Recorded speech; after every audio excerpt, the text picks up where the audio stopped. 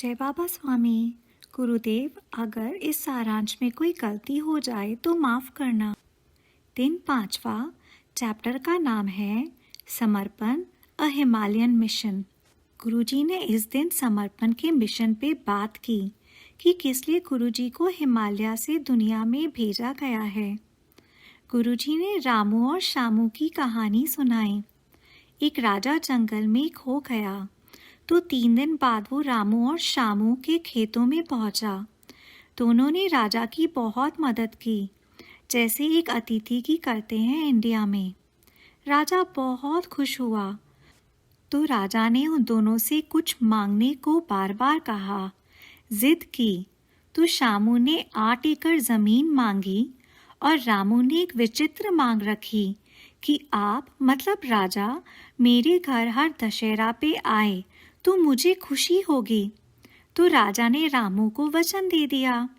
जब मंत्रिमंडल को पता चला कि राजा उस गरीब की झोपड़ी में जाएंगे तो उन्होंने रामू की झोपड़ी को छोटे से राजमहल में तब्दील कर दिया और सड़कें बनवा दी। और राजा का आना ऐसा उत्साह का त्योहार बना कि पूरे गांव की उन्नति हो गई।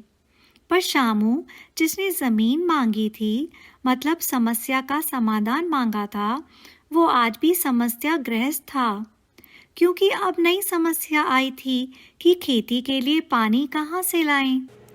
इस कहानी से ये बोध मिलता है कि हमारे कोई पूर्व जन्मों के पुण्यों के कारण जब हमें जीवंत गुरु का सानिध्य मिले तो अपनी समस्याओं के समाधान पाने के लिए उसका उपयोग ना करें, सिर्फ आत्म उन्नति के लिए करें, क्योंकि एक समस्या गई तो दूसरी समस्या आएगी ही।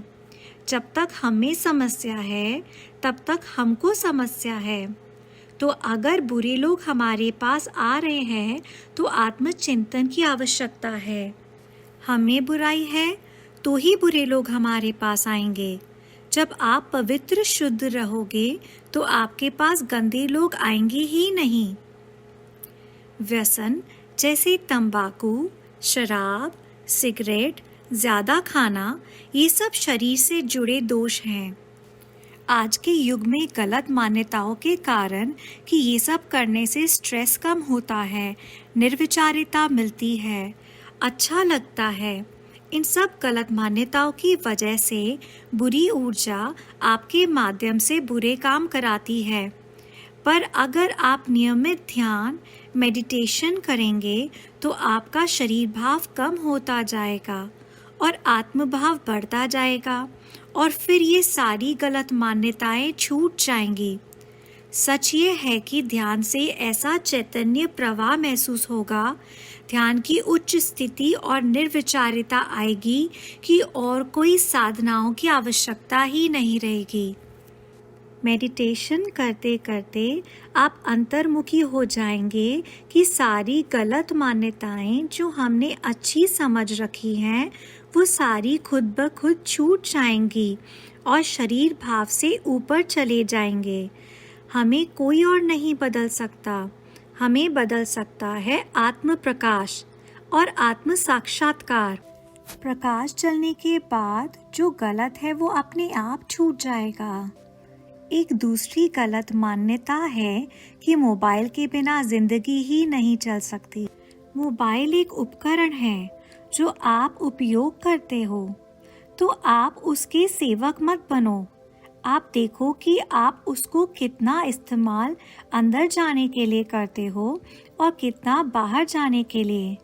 मोबाइल निर्जीव है और आप सजीव, तो आदत डालो कि हफ्ते में एक दिन या रोज कुछ देर तक मोबाइल हाथ नहीं लगाओगे।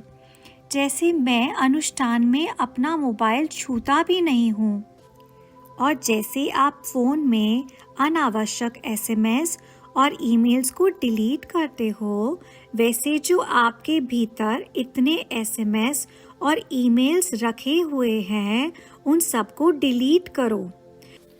पुरानी बुरी घटनाएं, बुरे लोग, उन सबको डिलीट करो और उसमें से बाहर निकलो। हर समय को सकारात्मक दृष्टि से देखो। कोरोना काल भी करुणा काल है। इस काल में हमने सीखा कि सारे मनुष्य एक समान हैं। सारे भेदभाव मनुष्य ने बनाए हुए हैं। परमात्मा ने ये ज्ञान दिया कि करुणा काल में सब एक समान हैं।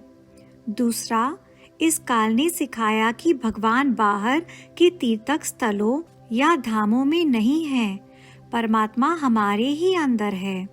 तो बाहर भटकने की जरूरत ही नहीं है और परमात्मा को अंदर खोजने के अलावा कोई रास्ता ही नहीं बचा है। तीसरा, हमने मंत्र जाप जो लगा रखा था कि मेरे लिए मेरे पास टाइम ही नहीं है, पर अब टाइम ही टाइम है इस काल में। अब कितना टाइम है जीवन में? तो अब प्रश्न ये है कि क्या आप इसका सदुपयोग करते हो या नहीं। तो आज से इस अवसर को संपूर्ण उपयोग करो और अंदर जाओ। अंदर जाने से आपको आपके दोष दिखेंगे और चित्त इतना सशक्त है कि इससे धीरे धीरे दोष हट जाएंगे। तो देखो परमात्मा ने कितनी करुणा की है हम पे कि ऐसा काल दिया है कि आप अंतर्मुखी जा सको। अच्छा, कोरोना से डरो भी मत और उसे भूलो भी मत। मृत्यु 3 प्रकार की होती है। पहली, अधि भौतिक मृत्यु, जिसमें कोई अच्छा डॉक्टर अगर समय पे मिल जाए तो मृत्यु से बचा जा सकता है।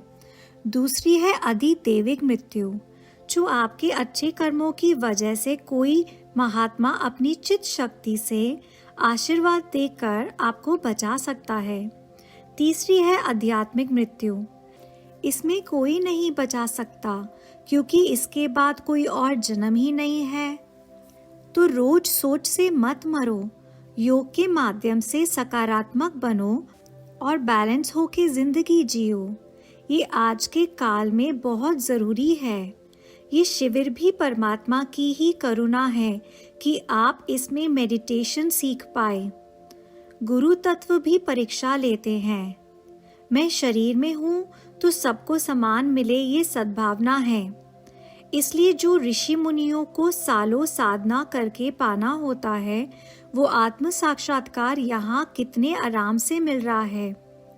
पर गुरु तत्व सबको देने के लिए तैयार नहीं है, वो परीक्षा लेता है। जैसे लास्ट 2 शिविर में कुछ देर के लिए शिविर रुक गया और जो लोगों में संयम नहीं था, जो आत्म साक्षात्कार के उपयोग नहीं थे, उनकी छटनी हो गई। कितनी आत्मा को प्यास है वो देखा जा रहा है। तो मैं कितना भी देना चाहूँ, लेकिन अगर आपकी स्थिति नहीं है, सहनशीलता नहीं है, तो मैं क्या करूँगा।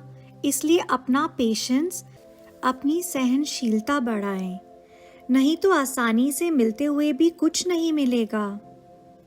योग एक उच्च जीवन जीने की कला है।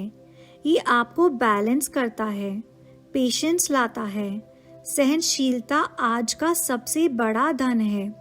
इसलिए आपसे जो मिलेगा वो भी शांत हो जाएगा। विश्व शांति की शुरुआत भी आत्म शांति से ही होती है, जिसका मार्ग है योग, मेडिटेशंस।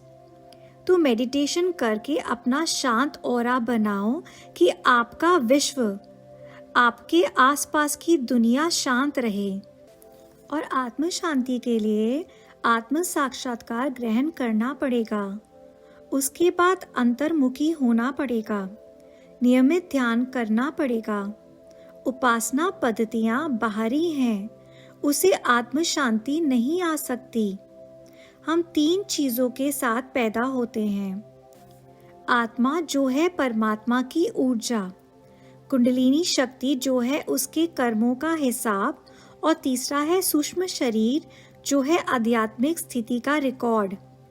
लेकिन रिश्ते और उपासना पद्धति जन्म के बाद बाहर से जोड़ी जाती हैं और ये सबकी एक नहीं होती। तो धर्म आपको अच्छे और बुरे काम का अंतर बता सकता है, पर इससे आध्यात्मिक प्रगति नहीं हो सकती। वो सिर्फ योग से संभव है। यही देख के हिमालय के ऋषि मुनियों ने इस अनुभूति का निर्माण किया, जिसमें उपदेश बिल्कुल नहीं है, वो बस अनुभव करा देती है कि वो मनुष्य है और ये सबको पूरे विश्व में मान्य है, तो ये पद्धति भी पूरे विश्व में मान्य है। सिर्फ एक ही उपदेश है, नियमित 30 मिनट ध्यान करो और इसे सबको समान अनुभूति होती ही है।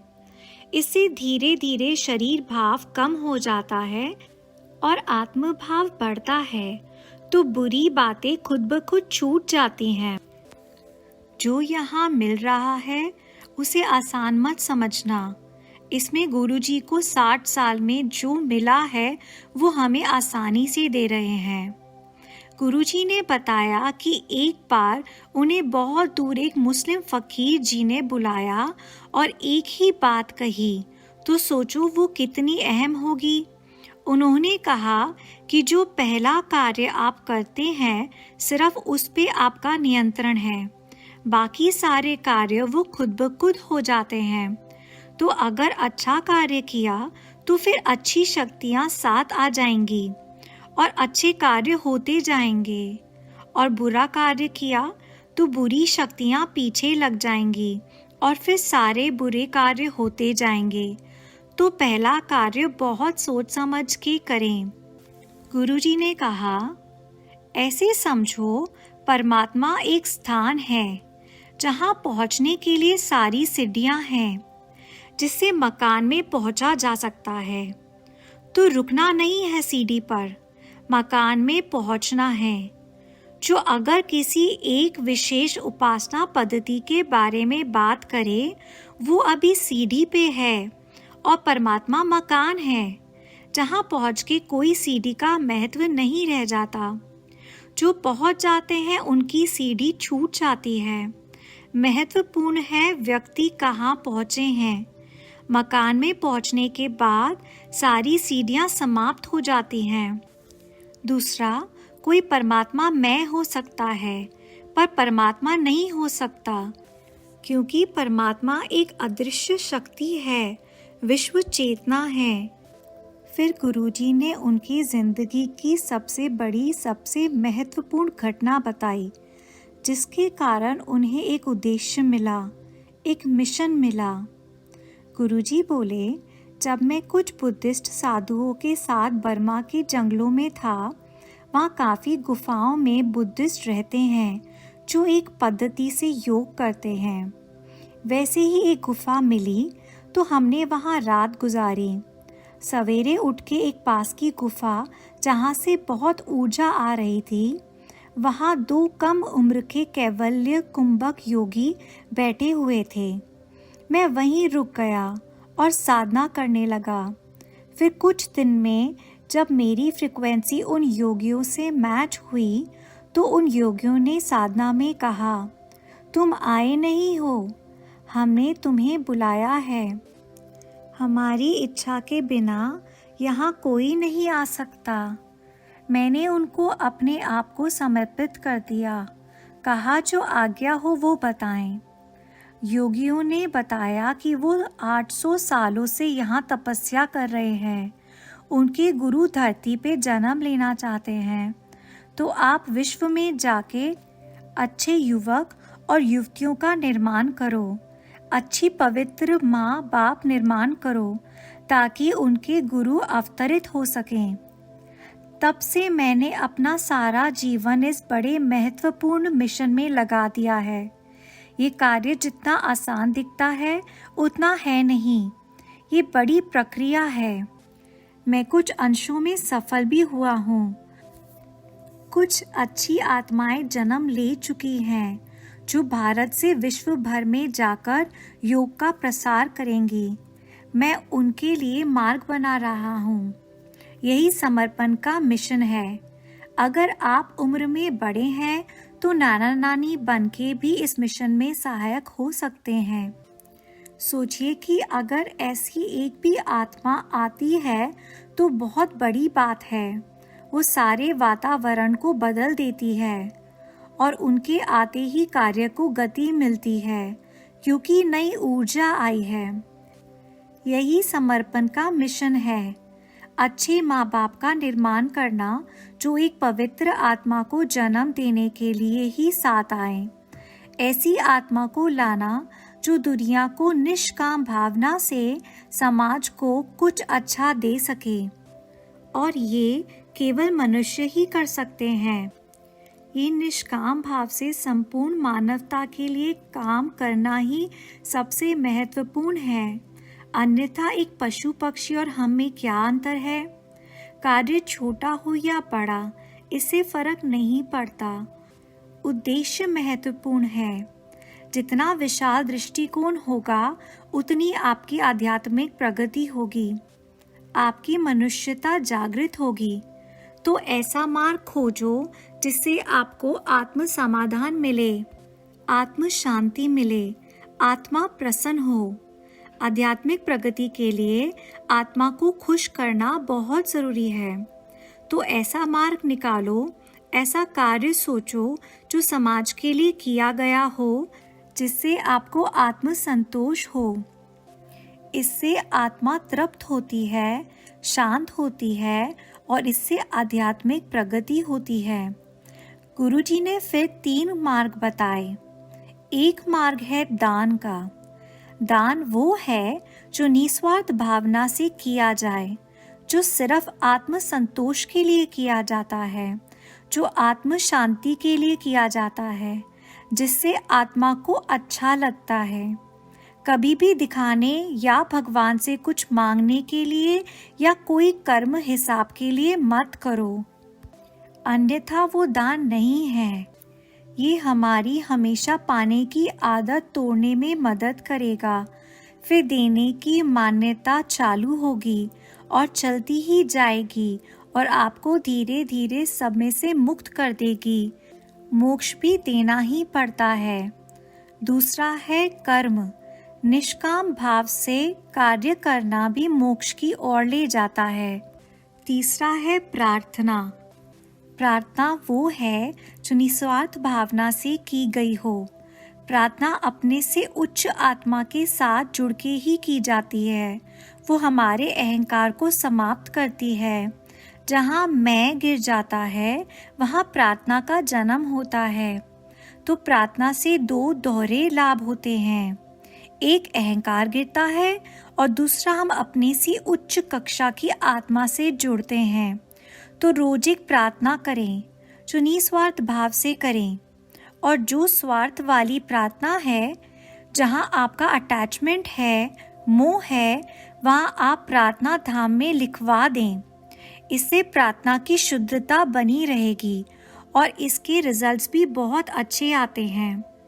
अटैचमेंट से की गई प्रार्थना से आपको ही समस्या आएगी, तो वो आप ना करें और आप सिर्फ निस्वार्थ प्रार्थना ही करें, जैसे विश्व कल्याण या विश्व शांति की प्रार्थना। तो 3 मार्ग हैं, दान, कर्म और प्रार्थना। इसमें से कोई भी मार्ग लेकर के आप अपनी आध्यात्मिक प्रगति करें, ये मेरी शुद्ध इच्छा है। ध्यान करना यानी विश्व की अच्छी पवित्र शुद्ध आत्माओं से जुड़ना है। अच्छे सानिध्य में जाने का आसान मार्ग है ध्यान। ऐसी 100 से ज़्यादा पवित्र आत्माएं हैं जो 25 सालों से ध्यान कर रही हैं। उनसे जुड़ने का मार्ग है ध्यान। तो ध्यान के लिए समानता लाओ। अपना पद ओहदा भूल के ध्यान में शामिल हो जाओ, तो उन पवित्र आत्माओं की सामूहिकता आपको प्राप्त हो जाएगी जो 25 सालों से नियमित ध्यान कर रहे हैं। जैसे ही आप ध्यान करोगे तो इन लाखों आत्माओं की सामूहिकता आपको प्राप्त हो जाएगी और आपको वो स्थिति प्राप्त हो जाएगी जो आपको अकेले में प्राप्त होना संभव नहीं है।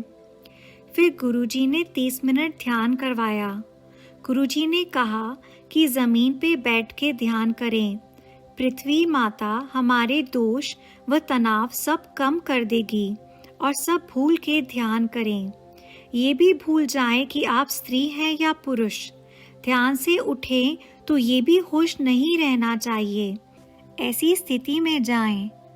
दायां हाथ तालू भाग पे रख के हल्के से दबाएं, 3 बार क्लॉकवाइज घुमाएं और आंख बंद करके धीरे से हाथ को नीचे लाएं। फिर संपूर्ण भाव से 3 बार कहें, मैं पवित्र आत्मा हूँ, मैं शुद्ध आत्मा हूँ, मैं पवित्र आत्मा हूँ, मैं शुद्ध आत्मा हूँ, मैं पवित्र आत्मा हूँ, मैं शुद्ध आत्मा हूँ। ये बोल के तालु भाग पे चित्त स्थिर करके ध्यान कीजिए और इसी पद्धति से रोज 30 मिनट ध्यान करें आध्यात्मिक प्रगति के लिए। जय बाबा स्वामी, जय गुरुदेव।